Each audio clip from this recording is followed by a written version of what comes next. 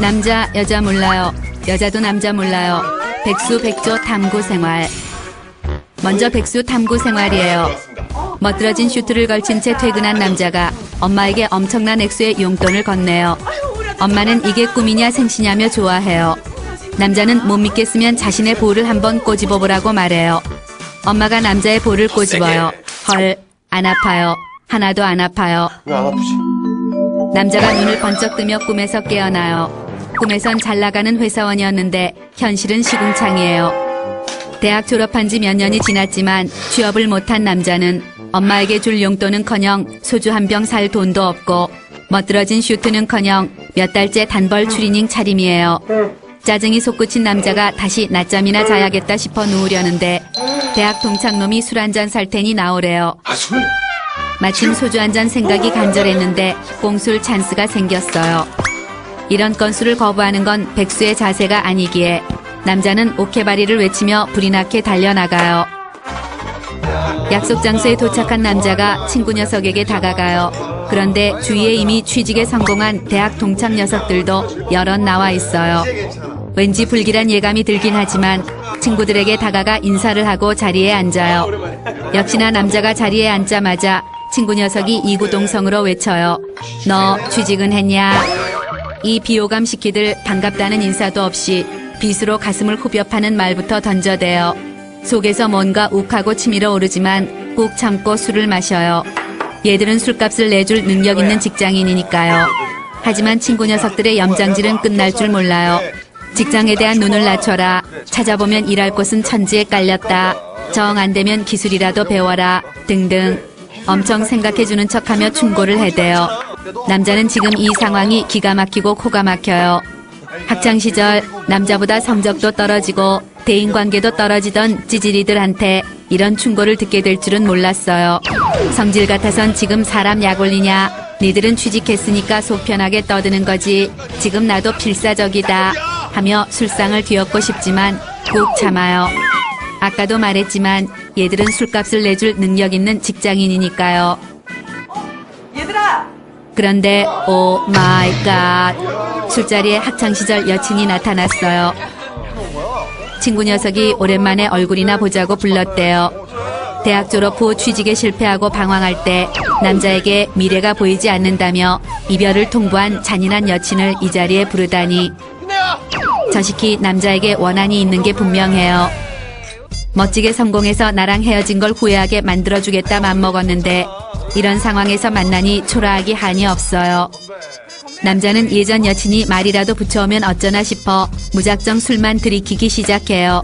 그런데 그때 예전 여친이 백에서 흰 봉투를 꺼내 친구들에게 하나씩 건네기 시작해요. 설마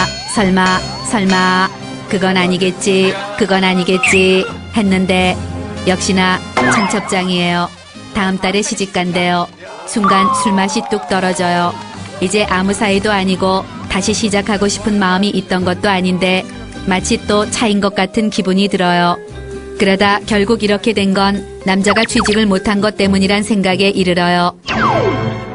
제때 취직만 했으면 저 청첩장에 남자의 이름이 있었을 거라 생각하니 화가 치밀어 올라요. 그것보다 더 화가 나는 건 축하한다는 인사조차 건네지 못하고 손톱만한 자존심을 챙기고 있다는 거예요. 남자는 화장실에 다녀오겠다며 일어나 술자리를 도망치듯 떠나요. 남자가 처량하게 걸어가고 있어요. 술을 그렇게 마셨는데도 취하질 않아요. 그때 남자의 눈에 수많은 빌딩들이 눈에 들어와요. 어째서 이렇게 회사가 많은데 어떻게 나 하나 받아줄 곳이 없는 건지 기가 막힐 지경이에요. 최선을 다해 살아왔고 죽어라 노력해왔는데 왜 남자에게 기회를 주지 않는 건지 세상이 원망스러워요. 남자가 비틀거리며 집으로 들어오는데 아버지가 노한 표정을 지으며 기다리고 계세요. 아버지가 남자를 바라보며 혀를 차시더니 사내 놈이 허구한 날 술이나 마시고 왜 그렇게 사냐. 노력해서 안 되는 건 없다. 내가 네 나이 땐으로 시작하는 18번 연설을 시작하세요. 억울하고 답답한 남자는 아버지에게 나도 죽을 만큼 노력하고 있다. 죽기 살기로 해도 불가능한 게 있더라. 아버지 시절과 지금은 다르다. 라고 말하고 싶지만 해봐야 잔소리만 더 들을 것 같아 말없이 고개만 끄덕여요. 너 앞으로 똑바로 살아. 약 2시간 동안 아버지의 잔소리 겸 충고를 들은 남자가 방으로 들어와 침대에 누워요. 남자가 학창시절 꿈꾸던 미래는 이런 게 아니었는데 어쩌다 이렇게 된 건지 하늘이 원망스러울 뿐이에요. 왜 하필이면 내가 이런 어려운 시절을 겪어야 하는 건지 억울해 죽을 것 같아요. 왠지 평생 이 백수 생활이 계속될 것만 같은 불안함과 두려움이 솟구쳐요. 하지만 언제까지 두려워할 수만은 없어요. 지금의 시련은 밝은 미래를 위한 장애물일 뿐이에요. 남자는 죽기 아니면 까무러치기라는 생각으로 다시 도전하기로 맘먹고 토익책을 꺼내들어요. 끝까지 노력하다 보면 언젠가 자신의 인생에도 쨍하고 해뜰 날이 올 것이라고 믿기 때문이에요. 다음은 여자 백조 탐구 생활이에요. 이른 아침 백조 여자가 분주한 출근 준비 소리에 눈을 떠요.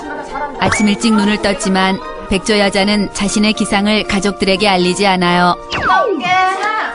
여자보다 어린 동생도 출근을 하는데 언니인 내가 지켜보기는 너무 뻘쭘하고 미안하기 때문이에요.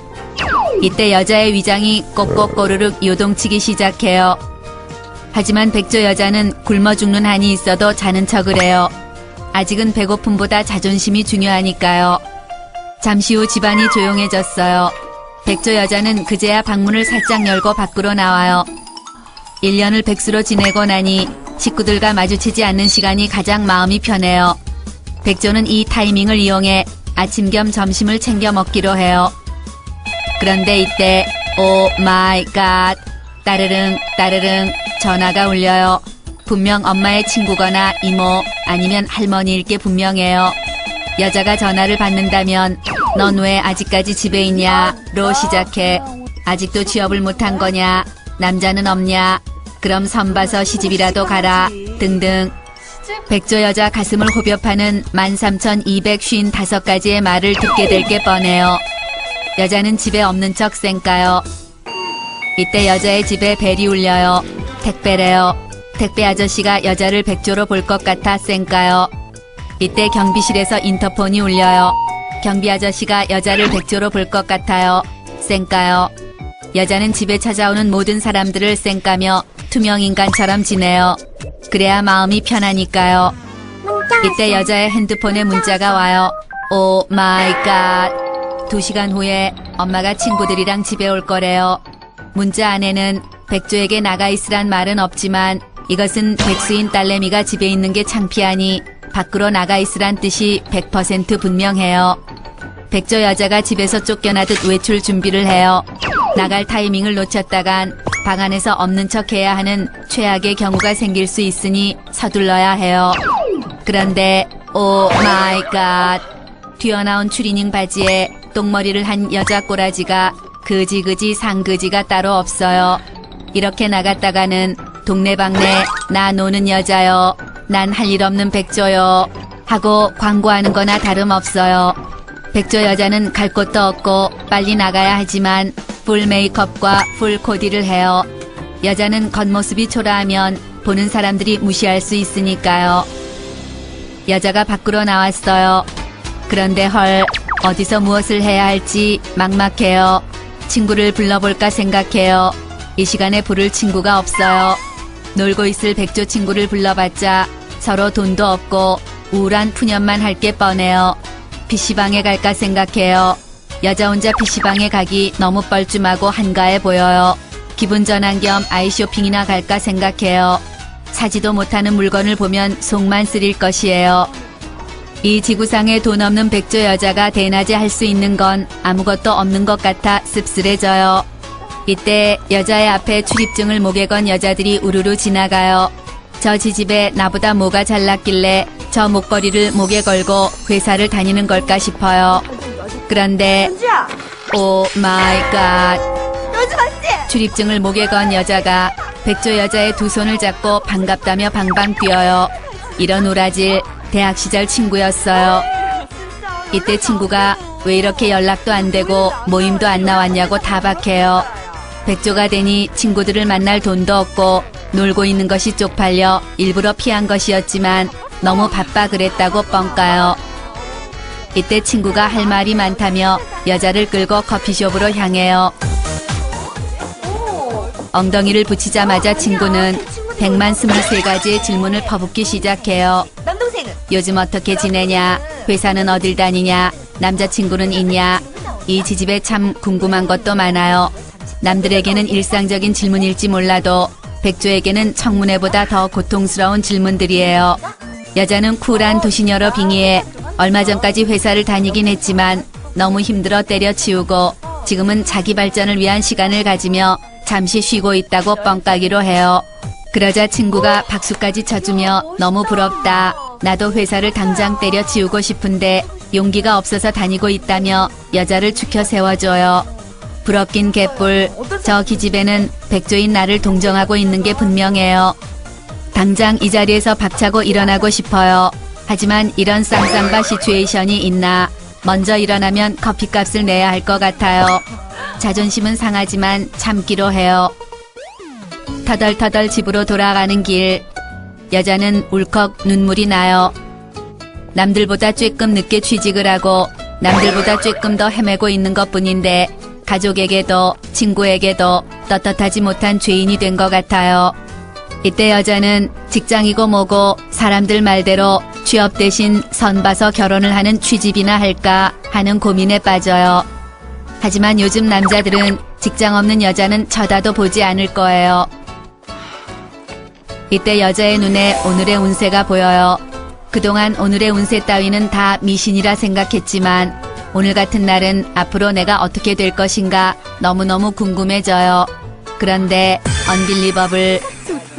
지금 처한 현실은 아무리 힘들어도 내일은 좋은 소식이 들려올 테니 Don't worry, 힘내래요. 여자는 내일 좋은 소식이 있을 거라 믿어 의심치 않아요. 백조는 오늘의 운세 한 줄에도 희망을 보고 싶으니까요. 다시금 희망에 부푼 백조 여자 집으로 달려가요. 혹시라도 지난주 뿌려놓은 이력서 중 한 곳에서 합격 통지 메일이 와 있을지 모르니까요. 백조 백수 여러분 힘내세요. 오늘은 힘들지 몰라도 내일의 밝은 날은 여러분의 것이 될 거예요.